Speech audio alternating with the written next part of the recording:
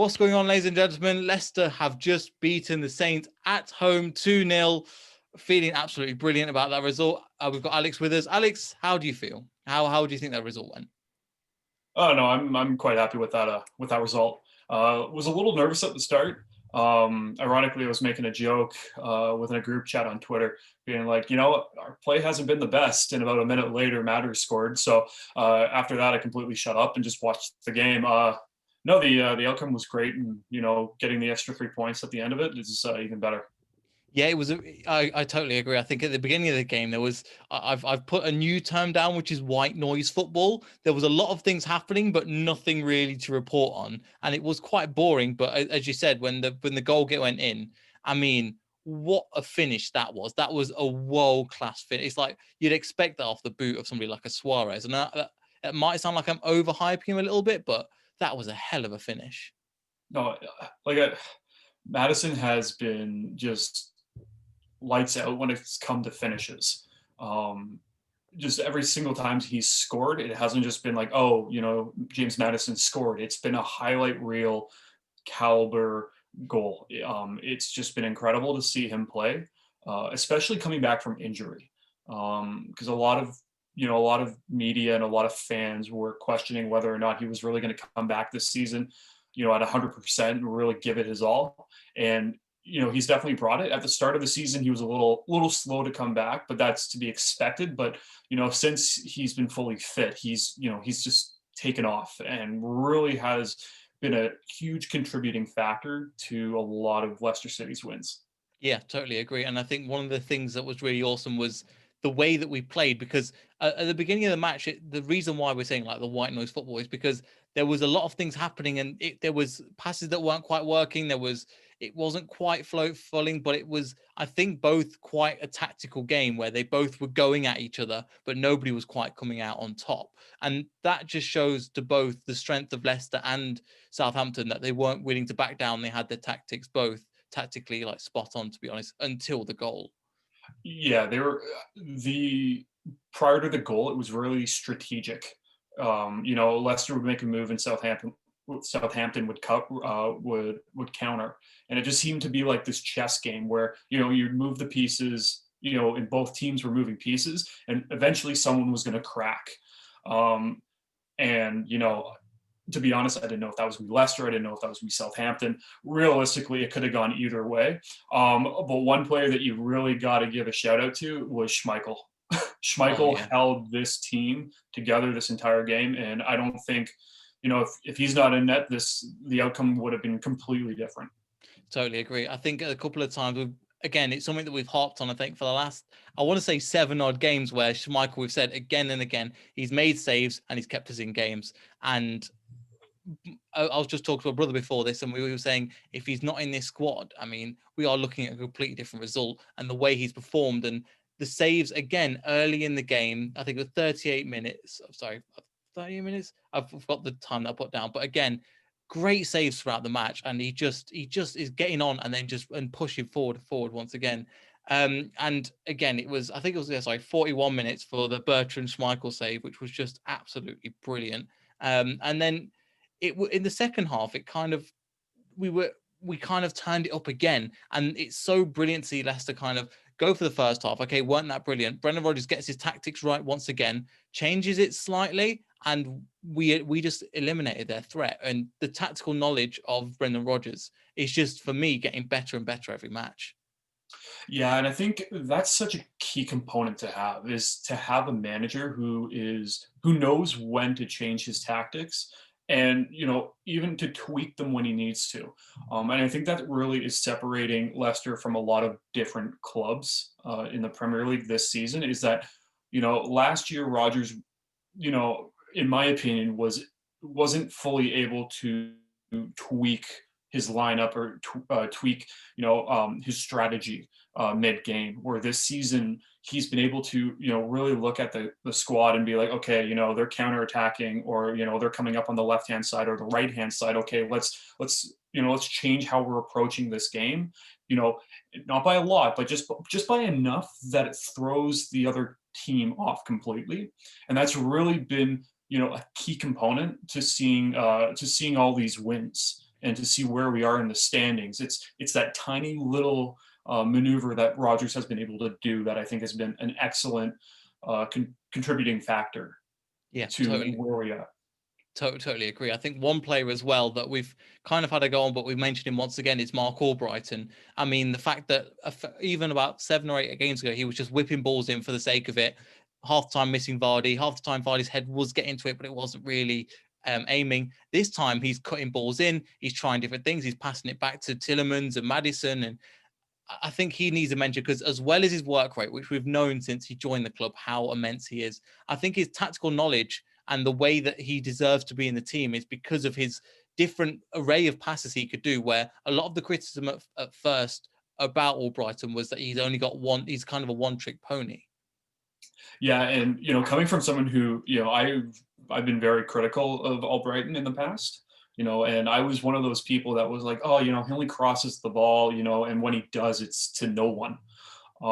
He's really changed that dynamic, and he's really been an all-around player. He can go back and help defend, but he's also there to create plays, and he's not just looking at, like you said, just to cross it, into the box, and hoping that Barnes or Maddison or Vardy will see it or be there. He's able to really stop and really look around before he ends up making that play, which is really, I think it changes it as well, because the defense is no longer expecting Albrighton to just kick the ball right into the into the box. They have to think, okay, is he going to pass it back? Is he going to take it himself? Which and that's just another thing that this team has really been able to do, is that it's just not a one player team that the defense has to focus on. It's a multitude of different players, which is really changing how a lot of teams are defending against us. Yeah, you're totally right. And just when you come onto the defending, one of the changes that he made just about 55 minutes was Fofana for Soyuncu. And it was, again, that slight tweak. Both of them are very similar players, but it seems like Soyuncu was a bit more physical. And at times, Fofana was getting picked out of the game a little bit. He had picked up the yellow card unnecessarily. And again, it's probably one of them substitutions where you go, right, Soyuncu comes in, does a fantastic job. And it's come back to that strength and depth you were talking about, where we have the players and confidence to bring them on and slot in. And just want to get your thoughts on how Soyuncu played, and also the tactic from switching from Fofana to Soyuncu. I thought it was a great tactic and strategic play by Rodgers, because as much as I love Fofana, but he can defend and he's an incredible defender, but he tends to be more of an offensive defender, where if he has the ability to move forward, he's going to go, and that's just how he plays. Where Soyuncu is like a brick wall on the defensive line. He'll stop anything, and that's his mission. His mission is just to stop anything that comes into his way. And when you get a line between him and Evans, it really shut down any Southampton chance. If they had the opportunity to really come in and get a shot on goal, it was snuffed out quite quickly by either Soyuncu and Evans. And I think this is the great thing to have with as you mentioned, the depth, and to be able to trust those people, because Soyuncu on, I would say, more like I would say almost any team in the Prem would be a starting center back, and the only reason he's not a starting center back is because he got injured. So now you have this great opportunity where Rodgers really can choose who he wants to play in the back line, which is fantastic. So at the end of the day, I'm extremely happy with how he changed Fofana, especially after he got the yellow card, to Soyuncu, who looks like he's back to his normal self, which is a great thing to have. And it's just another positive.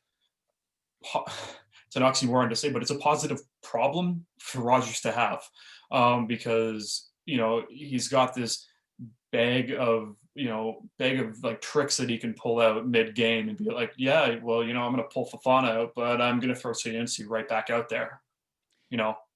That's fantastic to have. Yeah, it really is fantastic to have. Another player that we thought we would see in this match is Pereira, and he was warming up about 55 minutes before Sionchu came on, about 50 minutes. And again, it's great that again we'll talk about it again, that he was ready to play, ready to go for this game, and maybe you think he's going to get a few minutes run out or a few 20 minutes or so.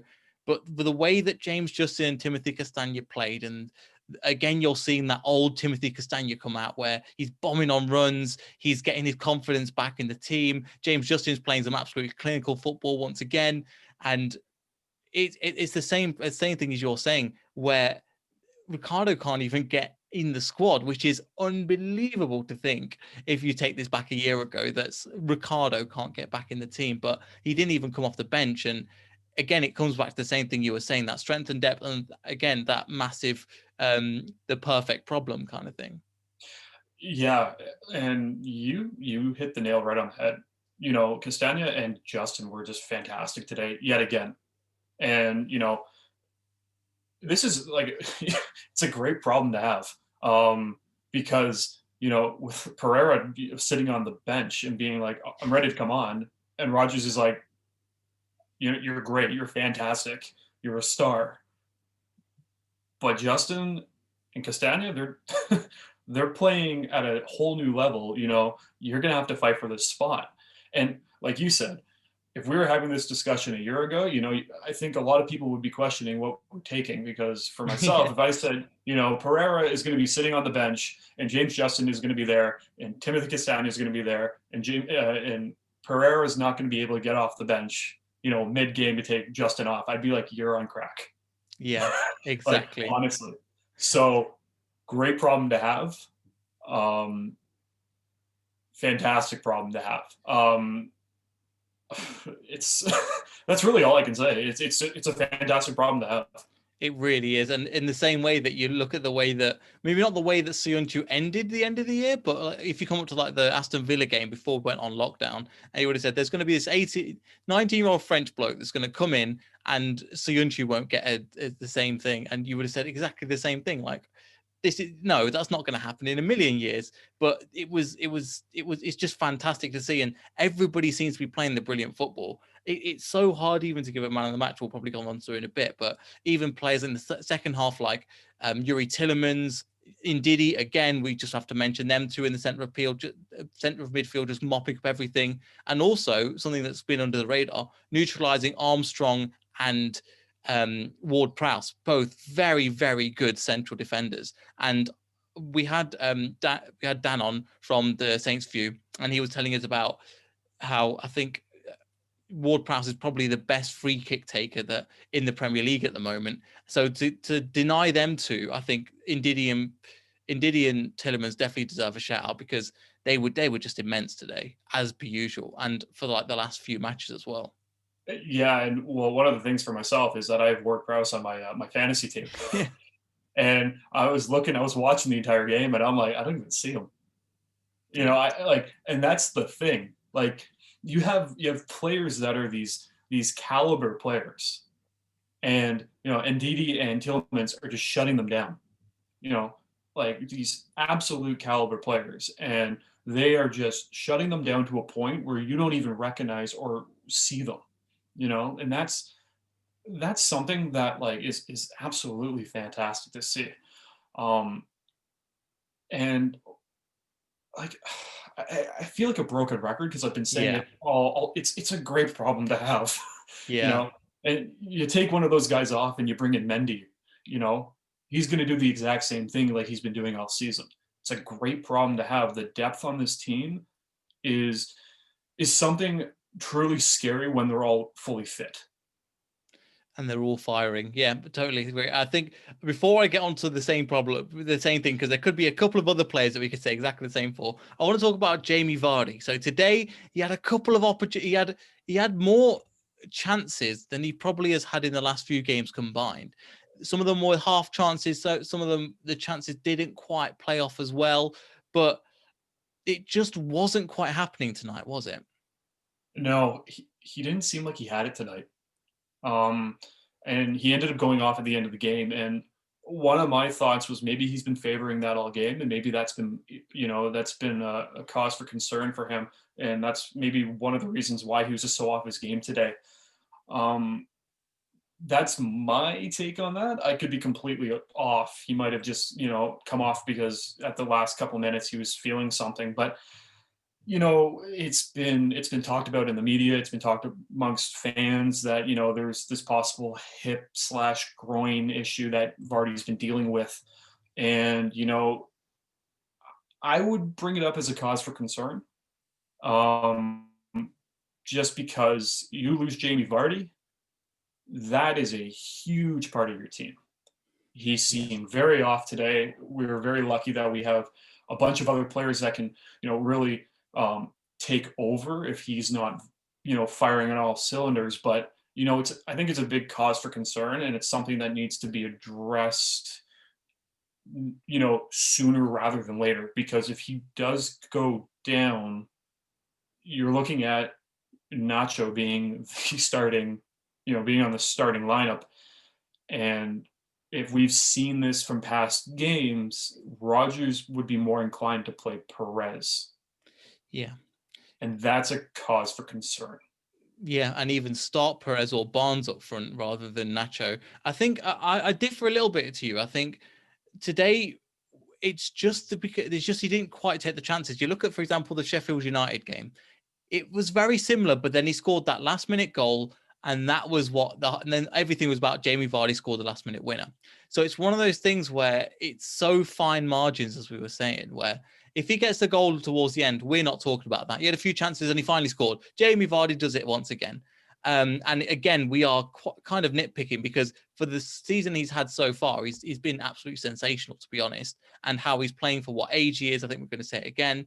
But just one player that you were mentioning, Perez, because I think the first touch of the ball wasn't very good, and then his nearly wasn't quite offside, but it was offside goal that he skied.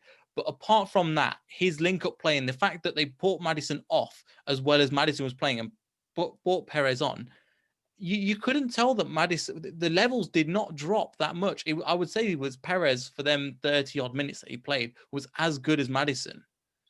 Yeah, and I think this is bringing it completely back to how Yeah. Rogers is tactically improving on how he plays on every game.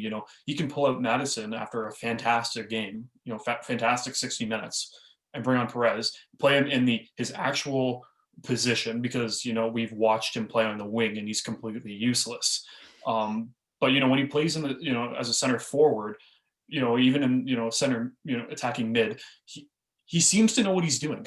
Mm. um, and and I think he gets a lot of Twitter hate when if he's playing on the wing because he just like I said, he looks lost.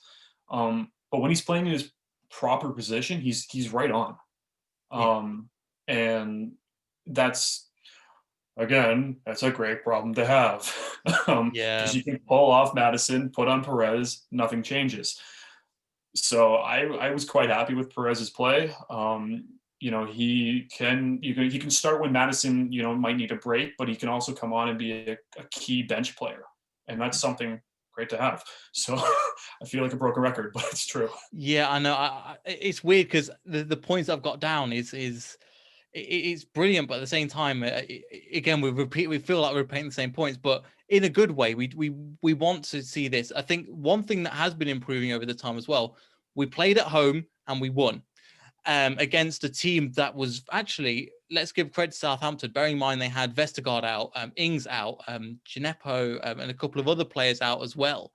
They still turned up today and they still gave Leicester a run around. And if they keep playing like this, I think they could get into Europa League squads, because if you compare them to when we played Arsenal, for example, and Arsenal that should be a top 6 team, the differences are literally night and day between them two teams. Yeah, and I think you can even look back to when we beat them 9-0 last year. A lot of teams back. When a team loses 9-0 or gets blown out, there tends to be a massive shakeup. Teams tend to lose a lot of faith. Not only in themselves but in their manager, and it usually just kind of spirals downhill. you got to give it to Southampton, because instead of them curling up into a ball, they just kept fighting. They trusted their manager. They gave him their full support, and where they are now is incredible. And especially when you have players like Ings and Vestergaard out, you know those are they've been playing absolutely fantastic this year, and they still brought it. I was I was watching the game, and like I said, at the start of the match, it could have gone either way. Until someone finally broke, the score sheet, it could have gone either way. Um, if Southampton got the first goal, we're talking about a whole different game. So I don't see I don't I don't see why not. And I think they could easily make Europa League this year. And I think we're starting to really see in the standings, teams are slowly starting to separate. The top half is really starting to get away from the bottom, and you're really starting to see, which teams are going to be, fighting for the Champions League spot and the Europa League spots. I think this is where you're going to start really seeing it. And I think Southampton is one of those teams that are going to be, up at the top fighting for, fifth, fourth. You never know. It's funny how seasons kind of work out. So, you got to hand it to Southampton. They've really delivered this year, and it's been really awesome to see.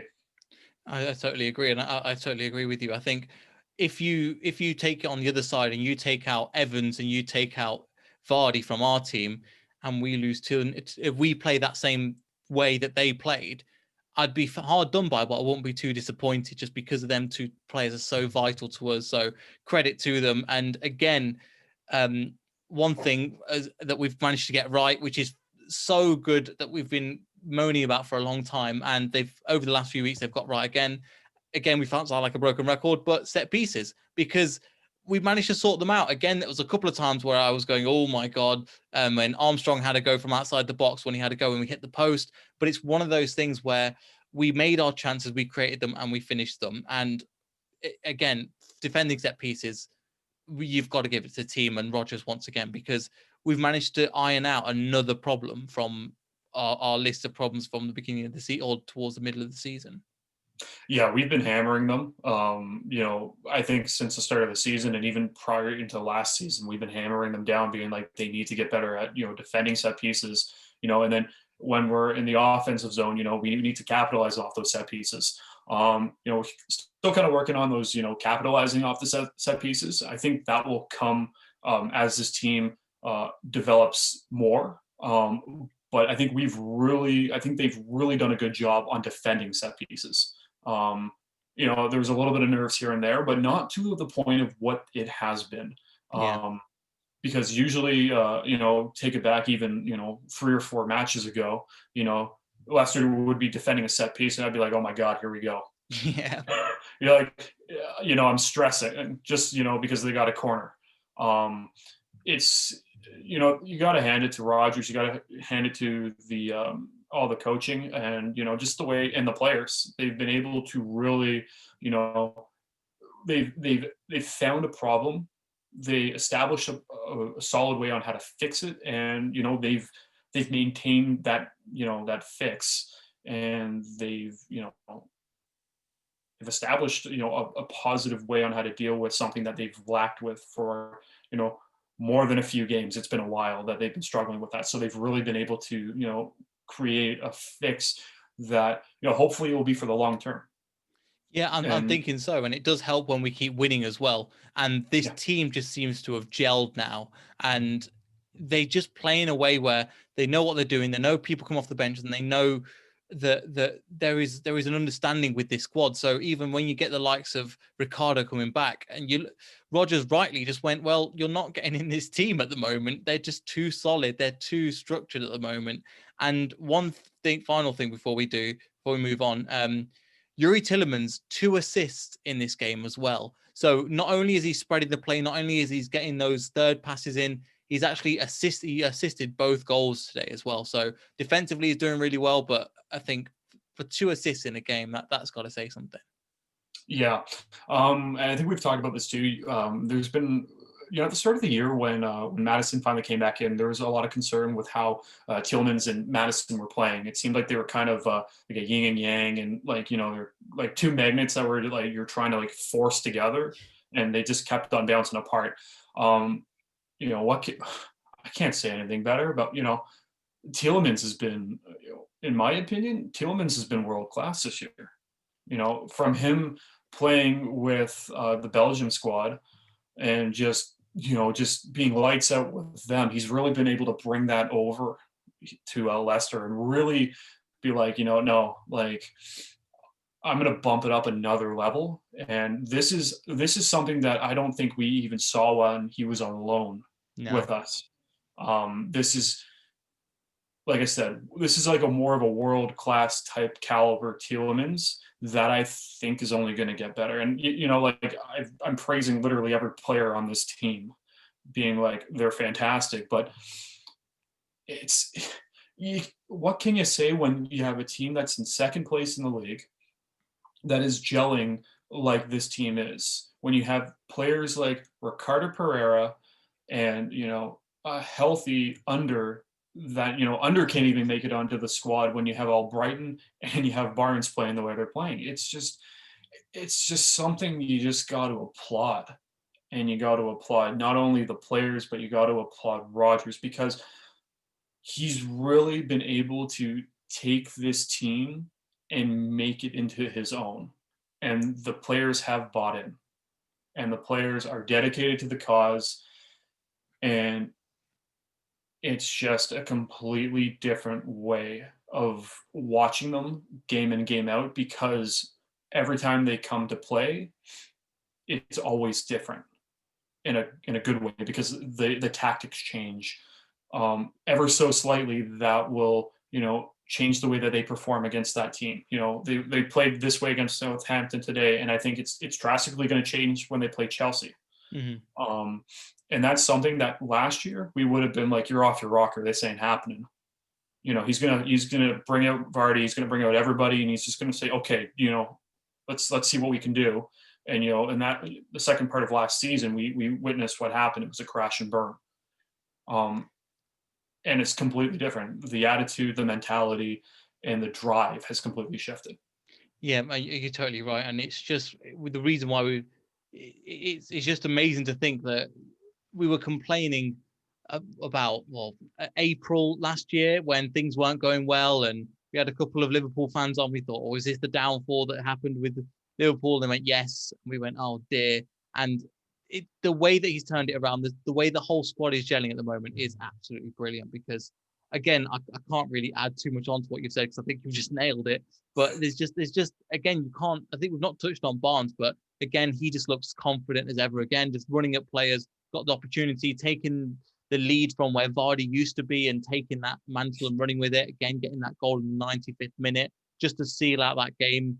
Again, it's just one of the things where we can't sing their praises enough. We've definitely been critical when they are, but it's just all seeming positive at the moment, and we just need to be very grateful that we're in this position, because Southampton on the road have been immense. I think they've got a better record than us. And the fact that they came here, they put none past us. Again, they were quite unlucky with A, Danny Ings getting coronavirus, B, with the Armstrong goal, for example. That would have been a hell of a goal if that went in, but it hit the post. And it just didn't quite work out for them. But I think that deserves a lot of credit. But I'm really hoping that they get their position at the top of the league in the top six. It'd be really nice to see them. Anyway, we move on to the Chelsea game on a couple of days' time now. What's your preview of the Chelsea game? Obviously, they won 1-0 against a 10-man Fulham at home today. So what are your initial thoughts? Do you think we can win that game? I think so. One of my good buddies is a Chelsea fan, and he has been very openly, not critical, but very honest with the team. He says when Timo Werner and Havertz and all those players are on, the team is on. But he said it's kind of like a game in, game out type of, depending on how they play. Because there's days that they show up and there's days that they don't. I honestly think that the way that Leicester has been playing, and this could be completely biased, I think it's going to be a great game, but I think Leicester comes out on top. I think it's going to be a very back and forth game, kind of like the first, 40 minutes or so of today's match. Um, and I think, honestly, if I was a betting man, I would say 2-1 Leicester. I'm not a predictions guy, but I honestly think it's going to be a very good game. Yeah, And I'm excited to watch it. it will be a good game. Hopefully, we've got Lewis G coming on for a preview, so look forward to that one in the next couple of days. And yeah, thank you so much for everybody for tuning in. We'll definitely have another report back on Tuesday post match, so make sure to stay tuned for that. Like, subscribe, all that good stuff, and we'll see everybody in the next video. So goodbye.